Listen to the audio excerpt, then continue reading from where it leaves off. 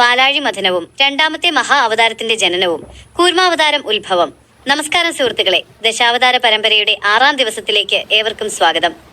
കഴിഞ്ഞ 5 ദിവസങ്ങളിലായി മഹാവിഷ്ണുവിന്റെ 1ാമത്തെ അവതാരമായ മത്സ്യാവതാരത്തിന്റെ കഥകളും അതിന്റെ പിന്നിലെ രഹസ്യങ്ങളും നമ്മൾ മനസ്സിലാക്കി. പ്രളയത്തിൽ നിന്ന് പ്രപഞ്ചത്തെ രക്ഷിച്ച ഭഗവാൻ പുതിയൊരു യുഗം ആരംഭിച്ചു കഴിഞ്ഞു. ഇന്ന് നമ്മൾ കടക്കാൻ പോകുന്നത് പ്രപഞ്ച ചരിത്രത്തിലെ ഏറ്റവും പ്രശസ്തവും അത്ഭുതകരവുമായ മറ്റൊരു അധ്യായത്തിലേക്കാണ്. മഹാവിഷ്ണുവിന്റെ 2ാമത്തെ അവതാരമായ കൂർമാവതാരത്തിന്റെ ഉത്ഭവം. കഥ തുടങ്ങുന്നത് സ്വർഗലോകത്താണ്. ദേവന്മാരുടെ രാജാവായ ഇന്ദ്രൻ തന്റെ ഐരാവതം എന്ന ആനപ്പുറത്ത് യാത്ര ചെയ്യുകയായിരുന്നു. ആ സമയത്താണ് കോപിഷ്ഠനായ ദുർവാസാവ് മഹർഷി ആ വഴി വന്നത്. അദ്ദേഹം ഭക്തിയോടെ തനിക്ക് ലഭിച്ച ഒരു ദിവ്യമായ മാല ഇന്ദ്രന് സമ്മാനമായി നൽകി. എന്നാൽ അഹങ്കാരത്തിലായിരുന്ന ഇന്ദ്രൻ ആ മാലയുടെ വില മനസ്സിലാക്കാതെ അത് തന്റെ ആനയുടെ കൊമ്പിലിട്ടു. ആന ആ മാല നിലത്തേക്ക് വലിച്ചെറിഞ്ഞ് ചവിട്ടി മെതിച്ചു. ഇത് കണ്ട് കോപാകുലനായ മഹർഷി ഇന്ദ്രനെയും ദേവന്മാരെയും ശപിച്ചു. നിങ്ങളുടെ സകല ഐശ്വര്യങ്ങളും ശക്തിയും നഷ്ടപ്പെട്ടു പോകട്ടെ എന്നായിരുന്നു ആ ശാപം. ശാപം കാരണം ദേവന്മാരുടെ ശക്തി ക്ഷയിക്കാൻ തുടങ്ങി. സ്വർഗത്തിന്റെ ഐശ്വര്യം നഷ്ടപ്പെട്ടു. ഈ അവസരം നോക്കി അസുരന്മാർ സ്വർഗം ആക്രമിക്കുകയും ദേവന്മാരെ തോൽപ്പിച്ച് അധികാരം പിടിച്ചെടുക്കുകയും ചെയ്തു. നിരാശരായ ദേവന്മാർ തങ്ങളുടെ സങ്കടവുമായി പ്രപഞ്ചനാഥനായ മഹാവിഷ്ണുവിനെ അഭയം പ്രാപിച്ചു. ദേവന്മാരെ രക്ഷിക്കാനായി ഭഗവാൻ ഒരു വഴി ഉപദേശിച്ചു. അമൃത് നേടിയെടുക്കുക മാത്രമാണ് ഭഗവാൻ പറഞ്ഞ പരിഹാരം. പാലാഴി കടഞ്ഞ് അതിൽ നിന്ന് വരുന്ന അമൃത് കുടിച്ചാൽ ദേവന്മാർക്ക് മരണമില്ലാത്ത അവസ്ഥയും നഷ്ടപ്പെട്ട ശക്തിയും തിരികെ ലഭിക്കും.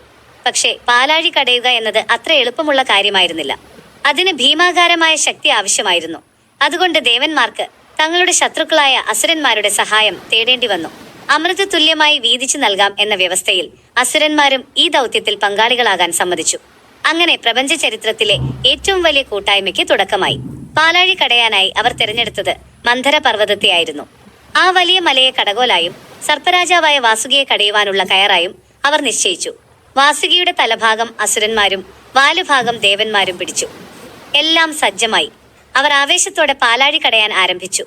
എന്നാൽ കടച്ചിൽ തുടങ്ങി ഏതാനും നിമിഷങ്ങൾക്കകം ഒരു വലിയ പ്രതിസന്ധിയുണ്ടായി. മന്ധര പർവ്വതത്തിന് താഴെ അതിനെ താങ്ങി നിർത്താനൊന്നുമില്ലാത്തതുകൊണ്ട് ആ വലിയ മല പതിയെ കടലിന്റെ ആഴങ്ങളിലേക്ക് താഴാൻ തുടങ്ങി. മല താഴേക്ക് പോയാൽ പാലാഴി മഥനം തടസ്സപ്പെടും, അമൃത് ലഭിക്കുകയുമില്ല. ദേവന്മാരും അസുരന്മാരും എന്തു ചെയ്യണം എന്നറിയാതെ ഭയന്നുപോയി. ഈ സമയത്താണ് പ്രപഞ്ചത്തെ രക്ഷിക്കാനായി ഭഗവാൻ തന്റെ 2ാമത്തെ അവതാരം എടുത്തത്. ലക്ഷക്കണക്കിന് കിലോമീറ്ററുകൾ വലിപ്പമുള്ള വജ്രത്തേക്കാൾ ഉറപ്പുള്ള പുറന്തോടുള്ള ഒരു ഭീമാകാരമായ ആമയായി ഭഗവാൻ അവതരിച്ചു. അതാണ് കൂർമാവതാരം. ഭഗവാൻ കടലിന്റെ അടിത്തട്ടിലേക്ക് നീന്തിച്ചെന്ന് താഴേക്ക് പതിച്ചുകൊണ്ടിരുന്ന മന്ധര പർവ്വതത്തെ തന്റെ ശക്തമായ പുറന്തോടിൽ താങ്ങി നിർത്തി. മല താഴേക്ക് പോകാതെ ഭഗവാന്റെ പുറത്ത് ഉറച്ചു നിന്നു. ഭഗവാന്റെ സഹായത്തോടെ ദേവന്മാരും അസുരന്മാരും വീണ്ടും പാലാഴി കടയാൻ തുടങ്ങി. മല തിരിയുമ്പോൾ ഭഗവാന്റെ പുറന്തോടിലുണ്ടായ ഉരസൽ ഭഗവാന് ഒരു സുഖകരമായ സുഖചികിത്സ പോലെയാണ് തോന്നിയത് എന്ന് പുരാണങ്ങളിൽ പറയുന്നു. ഒരു വലിയ പ്രതിസന്ധി ഉണ്ടായപ്പോൾ തകർന്നുപോയ ഒരു ദൗത്യത്തെ തന്റെ പുറന്തോടിൽ താങ്ങി നിർത്തിയ കൂർമ്മമൂർത്തിയുടെ ഉത്ഭവം ഇങ്ങനെയായിരുന്നു.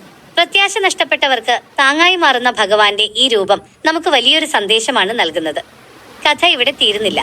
പാലാഴി വീണ്ടും കടഞ്ഞപ്പോൾ എന്തൊക്കെ അത്ഭുതങ്ങളാണ് അതിൽ നിന്ന് ഉയർന്നു വന്നത്. പ്രപഞ്ചത്തെ മുഴുവൻ നശിപ്പിക്കാൻ ശേഷിയുള്ള ആ മാരകമായ വിഷം വന്നപ്പോൾ ആരാണ് രക്ഷകനായത്? ഇതിനെക്കുറിച്ചെല്ലാം നമ്മൾ അടുത്ത ഭാഗത്തിൽ സംസാരിക്കുന്നതായിരിക്കും.